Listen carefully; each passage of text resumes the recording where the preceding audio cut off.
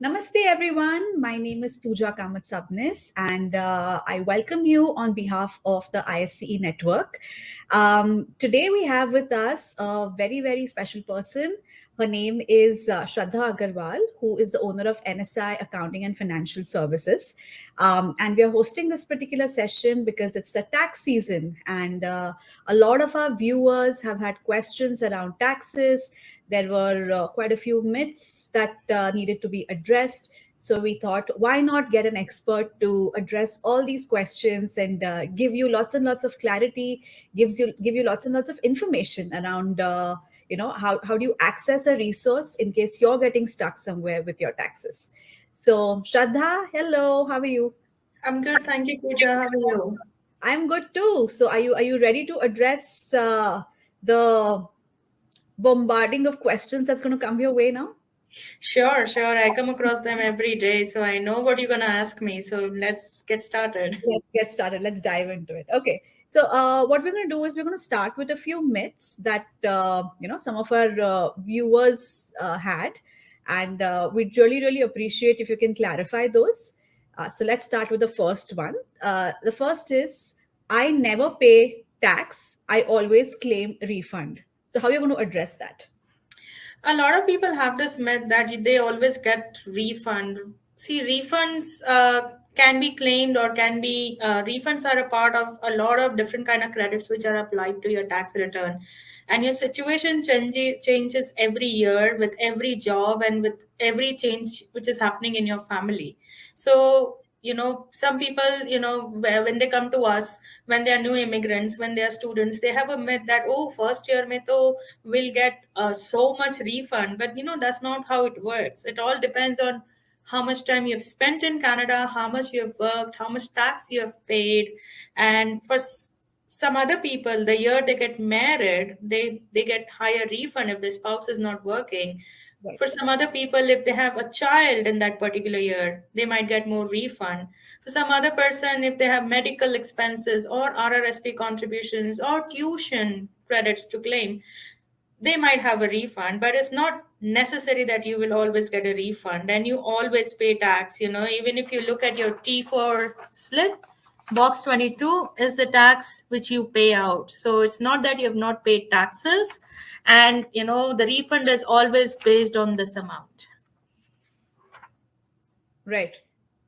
So I think that gives our audience enough clarity about how you need to pay tax and why you need to pay tax and how there are several benefits associated with paying taxes depending upon the situation that you're in and depending upon the bracket that you're in as well. Am I right, Shraddha? Yes, the Okay. brackets, the situation, everything matters. Right. All right. So, moving on to the next question. RRSP can be withdrawn only after retirement. I think this is something that I've heard a lot of people discuss, and we'd love your expert opinion on it. So I get this question asked every day, sometimes 5 times a day. People, Wow. especially in fact, even Canadians, even they don't know the benefits of it, and especially us immigrants, we think, okay, why to invest in RRSP, because the money will come out when I'm 65. What if I want to retire in India? What if I don't want to be here? What if I die? My money will be wasted. So they don't put money in RRSP. But trust me, that's the best thing you can do when you are employed. That's the only way to save taxes. And the RRSP money can be withdrawn anytime you want. So if I invest this year to, next year I want to take a break from my work, or God forbid I got sick or had a baby or something, I will remove from my RRSP and I just have to pay very little tax on it. But right now, if I put money, if I'm at $100,000 pay, and if I put 20,000 in RRSP, I'm saving a lot more compared to what I'll pay next year. And some people also tend to do this thing that they invest a big lump sum to reduce their taxes and take out a small portion every year. And the small portion is just added into their income. So instead of paying tax on $20,000 as a lump sum, what you're doing is you're dividing it at, for example, $5,000 in 4 years. So you kind of pay less tax. And sometimes it also helps you to push yourself back into another tax slab. So, if you are at $100,000, you are at the third tax slab. But if you put 20,000 in RRSP, you fall back in the previous tax slab. So Right. that way you save money. Right. So RRSP can be withdrawn at any time. And there is another myth associated with it that, oh, there will be penalty if I withdraw from RRSP. Right. There are Yes. no penalties. It's not a penalty, it's just the taxes which you are paying because it's added into your income. Right. So, depending on your situation, it can be very less tax than compared to what you would have paid when you invested in RRSP. Sure. Excellent. So, I think there are a lot of fears, like I said, that are associated with RRSP, and there's nothing to be fearful of. It's largely for your benefits and how you can save your own money in both in the long term and the short term. Again, towards the end of this particular chat, we are going to be discussing some, Shraddha's contact information, where you can get in touch with her if you have more questions, if you need more clarity around RRSP or anything else around taxes. You can directly, book a consultation or have your questions addressed. Uh, am I right, Shraddha? Yes, yes, Okay. of course, we would love to help you out. Perfect. So we move to the next category of questions, which is deductible expenses from income tax. Let's start with the first one. What are tax saving expenses for salaried people and for self-employed people? As I said, for salaried people, the main and the first thing comes is RRSP. Secondly, if you're sending your kid to daycare, if it's a licensed daycare or a day home, you can get a receipt from them and claim the amount and deduct your income, and it'll save you taxes. Medical expense. So medical, if you pay out of your pocket, or if you're paying the premiums out of your pocket, sometimes your companies say that they are covering you for medical, but they take a portion of the premiums from your salary, and it's mentioned on your pay stub. So Correct. if you see that you are paying for your medical expense and medical premiums, then that is deductible as well.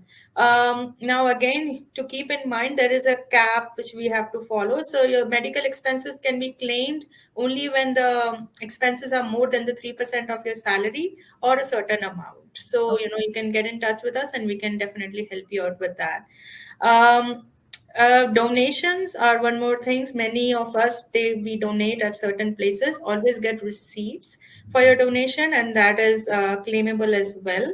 Right. If you're moving, if a lot of people moved from different provinces to different provinces this year, so moving expenses can be claimed for sure, starting from your car, your food, your lodging, your boarding, everything, your U-Haul.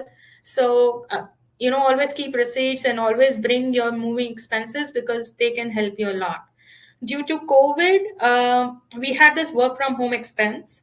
You always get a form from your employer called T2200. Um, Last year, I noticed that a lot of employers wanted to escape from this and they did not give the T2200, and they asked their employees to deduct the $400. Well, the $400 doesn't give you much deduction. People thought, okay, they're going to get $400 back, but it just affects, like, it just gives you at least 20-30 dollars back, not the $400. But if you get the T2200, we can deduct a portion of your rent, your mortgage interest, your property insurance, there are a lot of things we can Right. consider, and you can get a higher deduction. So Correct. always get that form. And there are Actually, various different situations for different things. right. So on that note of the T2200 form, like you said, a lot of employers escaped by not giving the form to employees. I think I also know of a lot of employees who had the provision to get the form and yet decided to go the easy way out, and claim just $400. And I also know some people who went the extra mile, took the form, did the detailed method, and got as much as 1,400-1,500 back, because they were renting the apartment, and they exactly knew the percentage of their house that they were using for working, and the supplies that they had used, and a bunch of other things, where it just seemed like you actually um, justified the whole work from home, and the government did back you with it by compensating you with a good benefit. They did. The government was trying to help, but it was, as I told you, people just thought, okay, I'll get $400 back. But they didn't know that it's a $400 deduction from your income, which will not give you anything. So yes, this year, don't forget to get your T2200 forms from your employers. Right. Yeah, that's a very good suggestion, and make the most of it, because why not? When you're eligible to something that's more than 400 Canadian dollars, why not? Yes. Um, so just to elaborate a little bit on the thing that you mentioned. So for the next question was around tax deductible children expenses. You did mention something about daycare. So is there anything else that you'd like to add to that question? So, well, daycare expenses are deductible, as I said, but there is a cap. So you can just, so per child up to a certain age, you can just deduct $8,000. So sometimes people say, okay, I paid like $1,800 per month. Why am I not getting deduction for, $20,000 or $22,000? That's not the case. So $8,000 is the cap, and beyond that, you don't get a deduction. There are no other expenses related to children unless and until they are disabled. So, government had stopped any sort of recreational or, book credits and all those things. They stopped it about a couple of years ago. Right. So those are the only expenses when it comes to children. Okay. All right. Anything that you'd like to add on deductions for self-employed people? Well, for self-employed people, we have a lot of deductions. They can deduct anything from starting to from a pen they buy to papers they buy to anything they do. So with that's the good part about being self-employed, that whatever you're working for, you get to deduct expenses. So for example, if I'm working from home, I get to deduct a portion of my house. Right. I get to deduct if I'm traveling to meet my clients. I get to deduct my mileage. I get to deduct any sort of investments I would have done to make my office my office. So laptops or printers or computers or office tables and all those things, just keep in mind certain things need to be depreciated and not deducted. So you Right. have to check with your accountant regarding the same, but you can put each and every expense in there. Even if you're buying something for your clients, or if you're buying stationery, or if you're buying meals for your clients, they all can be deducted. So for self-employed people, professional fees, membership fees, business license, business fees, there are a lot of things. It's an endless list. But if you always keep your receipts, and there are various things which can be deducted. Right. All right. Sounds good. So thank you, I think, for that clarification. Moving to the last segment, which is rent income from home. So there were questions around rent from a legal basement. So if somebody has their own house, and if there's a basement that they have leased out, they're renting out, is it advisable for them to declare that as a source of income? It is very advisable. First of all, people again have, this is a second myth, that okay, if we declare our rental income, our income is going to go very high and we have to pay a lot of taxes. But Correct. that's not the case, because rental income is considered as business income and you get to deduct a lot of expenses when it comes to that. So, So we again prorate your house, and then we again prorate your expenses like your mortgage interest or your rent, your right. utilities, your property taxes, your management fee, or anything what you're taking from the income you are making. And usually at the end of the day, you hardly pay any taxes on it. It's always so. As per the CRA, you have to declare each and every penny you are earning. So that's the right way to go. Okay, excellent. So I think that is one question that a lot of people had asked, especially who have a spare basement and rent it out. And I think this gives us a lot of clarity about how that can be a benefit as well. Sometimes things seem that if you declare or if you show something on your taxes, it may seem that your income is inflated, but that's not really the case. You can get like a good benefit, and overall it can be far more wholesome for you than you actually think it is. Yeah. Yes. So that was largely the set of questions that we wanted to address. I'm sure there's a lot more in and around taxes, but because we have a dearth of time, we just wanted to pinpoint and get answers to very very specific and commonly asked questions. So while we are wrapping up the session, Shraddha, can you tell us why and how should we get in touch with you? So at NSI Accounting, we always aim to provide the best service, the best knowledge to our clients. Even if they don't come to us, we try to educate people about taxes. We try to save them taxes, and that's why you should get in touch with us. And I guess a lot of people will vouch for us in our community.